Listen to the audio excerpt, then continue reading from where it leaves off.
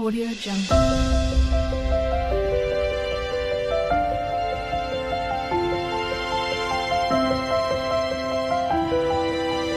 Audio Jungle. Hello everyone, welcome to my channel adventure with Swarnali. তো আপনারা আমার previous ব্লগে দেখেছিলেন যে আমরা এখানে বতসোয়ানায় কিভাবে বসন্ত উৎসব সেলিব্রেট করি। তো আজকে আমি চলে এসেছি আপনাদের সাথে আমাদের শুভ নববর্ষর সেলিব্রেশন নিয়ে। তো প্রথমেই জানাই সকল গুরুজনদের শুভ নববর্ষের প্রণাম ও ছোটদের ভালোবাসা, আন্তরিক অভিনন্দন। নববর্ষের দিন আমাদের বাড়িতে যেহেতু গণেশ পুজো হয়, তো সেই কারণেই সকালবেলায় উঠে রেডি হয়ে গিয়েছিলাম। আর আমাদের পুজোর জন্য ব্রাহ্মণ আসার টাইম ছিল 10টার সময়, তো সেই কারণেই 10টার মধ্যেই আমাদের সব কিছু গুছিয়ে রেডি করতে হয়েছিল। আর আমি নিজে রেডি হয়ে নিচে চলে এসেছিলাম ঠাকুর ঘরে। তারপরে সমস্ত যা যা গোছানোর ছিল সেগুলো গোছানো শুরু করেছিলাম। তার সাথে সাথে আমাদের গেস্টরাও চলে আসা শুরু করে দিয়েছিল। আমাদের বাড়িতে যেই দুর্গা মন্দিরটা আছে তার সাথে আপনাদের আগেই পরিচয় হয়েছিল, তো আপনারা দেখেছেন আমাদের দুর্গা মন্দিরটা। তো এখানেই আমাদের পুজোটা হয়েছিল।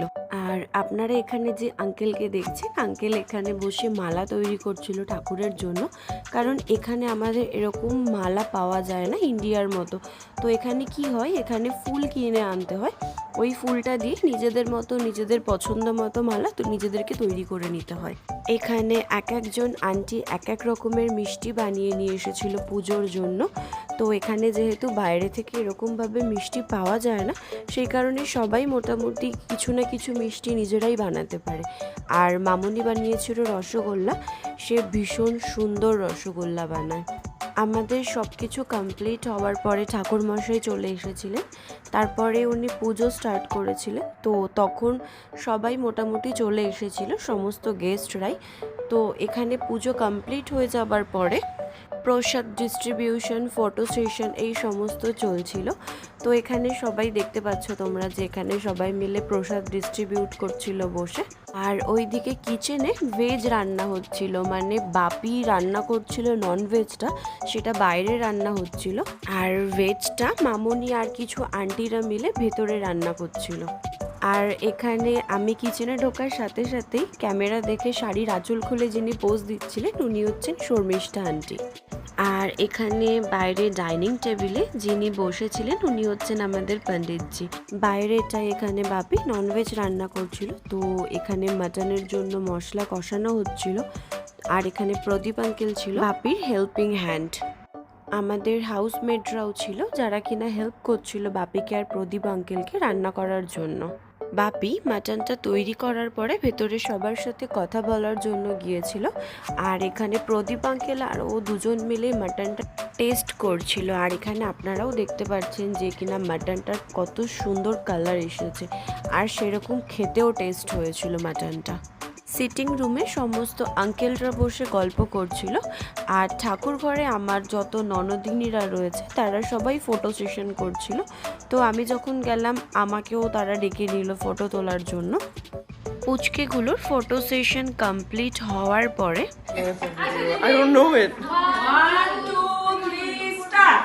এসো হে বৈশাখ এসো এসো, এসো হে বৈশাখ এসো এসো, তাপসুনি শাশুবায়ে মুর্মুর সুরে দাও উড়ায়ে, তাপসুনি শাশুবায়ে মুর্মুর সুরে দাও উড়ায়ে, বৎসরের আবর্জনা দূর হয়ে যাক যাক যাক, এসো এসো, এসো হে বৈশাখ এসো এসো, যাক পুরাতন স্মৃতি, যাক ভুলে যাওয়া গীতি, যাক পুরাতন স্মৃতি, যাক ভুলে যাওয়া গীতি, যাক অশ্রু বাষ্প শুধু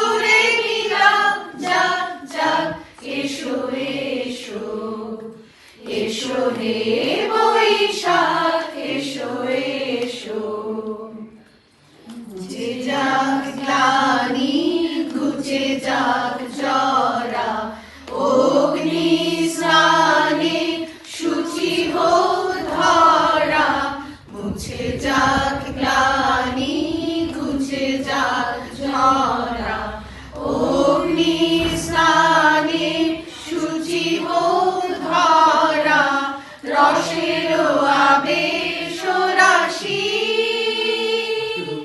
শুষ্ক করে দাও আশি আলো আলো আলো তব প্রলয়ের শাক আলো আলো আলো তব প্রলয়ের শাক মায়ার কুচ্ছবি যার যার দূরে যাক যাক যাক এসো এসো এসো হে বৈশাখ এসো এসো তাপস নিঃশ্বাস বায়ে মূর মূর সুরে দাও ফুরায়ে বৎসরের আবর্জনা দূর হয়ে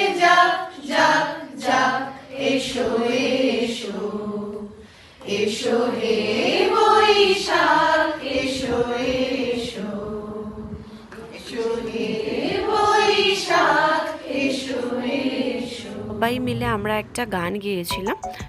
তারপরে পুচকেগুলো প্ল্যান করলো ওরা কিছু রিলস বানাবে, তো সেই জন্য এখানে আন্টি ওদেরকে স্টেপস দেখাচ্ছিল।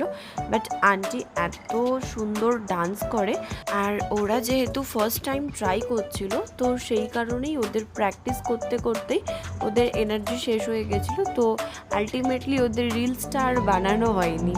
তারপর আমাদের লাঞ্চ টাইম হয়ে গিয়েছিল, তো তখন সবাই মিলে আমরা লাঞ্চ করতে চলে গিয়েছিলাম। আর দুপুরের মেনু ছিল আমাদের ভাত, সবজি, মাটন, মাছ, চাটনি, আর ডেজার্টে ছিল দই মিষ্টি। আর একটা জিনিস আমি শেয়ার করতে চাই আপনাদের সাথে, তো আমরা যেহেতু বাইরে থাকি সেই কারণেই আমার কাছে এই প্রশ্নটা অনেকবারই আসে যে আমরা বাইরে থেকে আমরা এখানে কি সমস্ত বাঙালি খাবার পাই, মানে যেমন ধরুন মাছ বলুন বা সবজি, যেই জিনিসগুলো আমরা ইন্ডিয়ায় খেতাম, তো হ্যাঁ এই জিনিসগুলো আমরা সবই এখানে পাই। আর এখানে কি হয়, শপিং মল থেকে কালেক্ট করতে হয়। তো আজকের জন্য এতটাই, আবার দেখা হচ্ছে আমার নেক্সট ব্লগে। So waiting for my next blog.